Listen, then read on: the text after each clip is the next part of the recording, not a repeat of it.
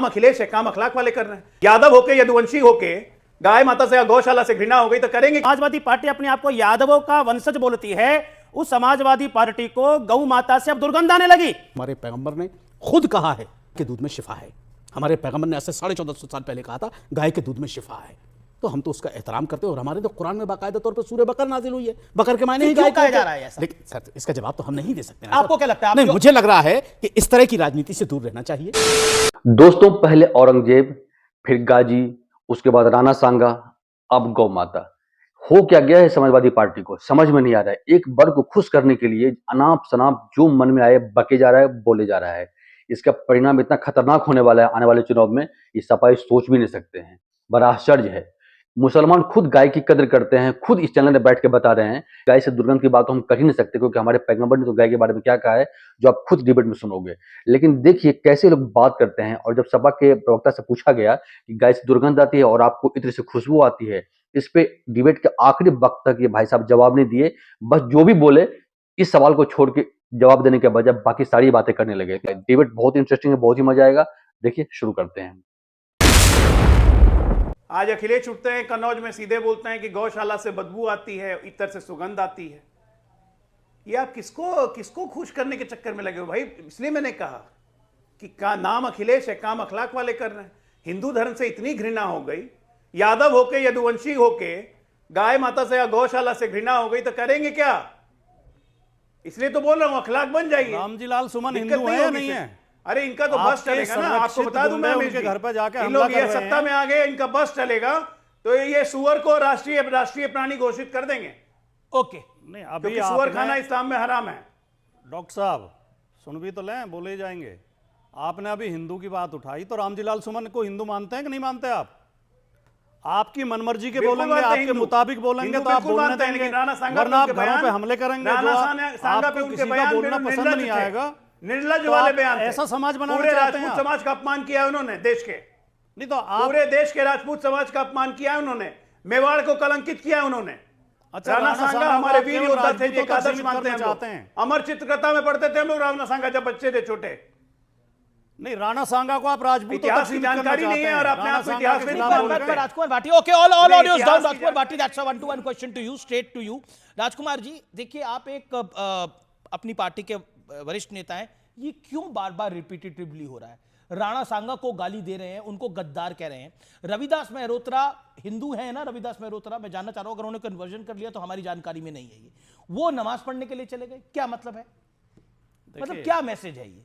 नमाज पढ़ना भी पूजा पाठ है, आरती करना भी पूजा है, मंदिर में पूजा करना भी पूजा है, गुरुद्वारे मस्जिद में पूजा करना भी पूजा है। जिसकी जैसा मर्जी हो, ये तो देश में रहा है। बिल्कुल है। बहुत से मुस्लिम मैंने देखे हैं नवरात्रों में व्रत रखते हैं। बहुत से हिंदू रोजा रखते हैं रमजान में। बिल्कुल। उमेश पुरी, जूना खाड़ा जी के महाराज, बोलिए। उमेश पुरी जी, ये देश का बड़ा दुर्भाग्य है कि समाजवादी पार्टी ने एक वर्ग विशेष का ठेका ले लिया है, और मुझे लगता है कि पूरे भारतवर्ष में ऐसा लगता है कि समाजवादी पार्टी ही मुसलमानों की सबसे बड़ी रहनुमा बनकर निकलती है। और जिस प्रकार के वक्तव्य ये लोग देते हैं, जो समाजवादी पार्टी अपने आप को यादवों का वंशज बोलती है, उस समाजवादी पार्टी को गौ माता से अब दुर्गंध आने लगी। ये देश का दुर्भाग्य है। श्री कृष्ण भगवान भी अगर इस प्रकार के वक्तव्यों को सुन रहे होंगे तो बड़े दुर्भाग्य के बाद कितना दुख हो रहा होगा। वही यादव जो अपने आप को श्री कृष्ण का वंशज मानते हैं, दूध पीते हैं, जो गोबर उठाते हैं, गौ माता का जो गौमूत्र है उसका सेवन भी करते हैं, उनको आज दुर्गंध आ रही है। एक वर्ग विशेष को खुश करने के लिए समाजवादी वर्ग विशेष कैसे खुश होगा इससे? गौ माता से दुर्गंध आने पे वर्ग विशेष कैसे खुश होगा? मेरी ऑब्जेक्शन है, वो भी इस गौ माता का ही दूध पीते हैं। देखिए, मुझे नहीं लगता कि वो वर्ग विशेष भी इससे कोई लाभ होगा इससे। लेकिन यही प्रश्न तो भाटी साहब इधर बैठे हैं कि इस प्रकार के वक्तव्य देकर इतने इस देश के बहुसंख्यक वर्ग को आहत कर आप खुश किसको करना चाहते हैं? किसको खुश करना चाहते हैं? राजकुमार जी, नहीं, हमने जो आप अपने ये तो स्वामी जी बोल रहे हैं, हमने कोई ऐसा वक्तव्य दिया ही नहीं है। हम गाय के समर्थक हैं, हम गोपालक हैं। हमने बचपन में हमेशा गांव में हम रहते थे, हमें भूख भी लग रही होती थी तो पहले हमारी माँ कहती थी पहली रोटी गाय को देकर आओ। हमने पहली रोटी गाय को खिलाई है। भाटी साहब, दुर्गंध किसको और गुजर शब्द तो बनाई गोचर से। भाटी साहब, दुर्गंध किसको आ रही है तो बताइए। और यादव गोपालक माने जाते हैं ना। अखिलेश जी ने तो बोला दुर्गंध वाली बात। और यादवों के लिए तो देखिए, रस खान तो मुसलमान थे, उन्होंने एक छंद लिखा श्री कृष्ण की भक्ति में कि मानस हो तो वही रस खान, बसों ब्रज गोकुल गांव के फिर भी ग्वारन, दुर्गंध आ रही है, गोकुल गांव के ग्वारन, और जो पशु हो तो भाटी साहब पूरा बसेरा। भारत आपको देख रहा है, आप बताइए दुर्गंध किसको आ रही है और क्यों आ रही है? स्वामी जी सुन तो भाटी ले। साहब इस पर नहीं बोलेंगे क्योंकि अखिलेश स्वामी जी, मैं नाराज हो बोल रहा जाएंगे हूं, इनसे, बोल रहा हूं, सुन तो ले। अखिलेश नाराज हो जाएंगे। जो पशु हो तो कहा बस मेरो चरो नित नंद की दहनु में जारन, फिर भी दुर्गंध आ रही नंद है। की गायों में चरूं। नहीं, पर आप, मैं कह रहा और हूं, हम आप, गाय आप, पालते आप हैं। रसखान की बात कर रहे हो, यहां पर कोई रसखान नहीं बोल रहा ना, यहां अखिलेश जी बोल रहे हैं। बीजेपी के यहां अंसार भ्रष्टाचार- रजा बोलते तो हम अंसार रजा से सवाल पूछते। बीजेपी के भ्रष्टाचार से बदबू आ रही नहीं, पर भ्रष्टाचार की बात गाय नहीं से करी अखिलेश जी नहीं, ने। गौशाला में गाय मर मैं रही है चारे के ओके अभाव। अंसार रजा, मैं आपको एक स्टेटमेंट पढ़ के सुना रहा हूं, इसमें अगर आपको भ्रष्टाचार की बात लग रही हो तो आप मुझे जरूर टोकिएगा, और आप फ्री है इस बात के लिए। आप बोलिए अमित जी ये बात मुझे लग रही है। अखिलेश यादव जी सपा के अध्यक्ष क्या कहते हैं? ये दुर्गंध पसंद करते हैं इसलिए गौशाला बना रहे हैं, ये बीजेपी के लिए कह रहे हैं। हम सुगंध पसंद करते हैं इसलिए हम इत्र पार्क बना रहे हैं, इसके मायने क्या है? और रविदास मेहरोत्रा साहब तो नमाज पढ़ने चले गए मस्जिद के अंदर, इससे आप लोग, क्या आपकी कौम खुश होगी? नहीं अमीर जी, देखिए नमाज जो है वो इबादत है हमारे लिए, वो कोई मजाक का खेल नहीं जी। है कि कोई भी जाकर के खड़ा हो जाएगा। ये खड़े हुए पीछे, ठीक है, नहीं वो उनकी अपनी मर्जी है। वो अगर आप ये सोच रहे हो कि हम जाकर के किसी सफ में जाकर के खड़े हो जाएंगे तो मुसलमान कहेंगे देखो साहब उन्होंने तो नमाज पढ़ ली है। सर नमाज मुसलमान के लिए है, सीधी एक बात, इसमें कोई कटुता वाली बात नहीं है कि मैं किसी धर्म को कोई वो कह रहा नहीं हूँ। बिल्कुल कहना भी नहीं चाहिए, पूजा है वो हमारे हिंदू भाइयों के लिए है, नमाज मुसलमान के बिल्कुल लिए है। अधिकार है। ठीक है ना। अब वो क्यों खड़े हो गए हैं? कहीं इफ्तार में गए होंगे, वहां नमाज हो रही होगी, सब लोग खड़े हो गए, वो भी खड़े हो गए होंगे। नहीं, ये मस्जिद में कर नमाज, नहीं मस्जिद के नहीं है ये मस्जिद का दृश्य है, ये जो दिखा नहीं रहा हूं। नहीं ये मस्जिद बाहर दृश्य का है, ये बाहर का है, मस्जिद का नहीं मस्जिद है, के बाहर का या होगा। कहीं हॉल का होगा। जी, जी। हाँ वो मस्जिद का नहीं है। दूसरी चीज, चूंकि मस्जिद का होता तो वो सिस्टम दिखाई देता जी। उसमें। दूसरी चीज, अखिलेश यादव जी ने जो बात कही है, खुदा के वास्ते इसको वर्ग विशेष से न जोड़ें। हम लोग गाय का एहतराम करने वाले हैं। हमारे पैगंबर ने खुद कहा है कि गाय के दूध में शिफा है। हमारे पैगंबर ने आज से 1450 साल पहले कहा था गाय के दूध में शिफा है।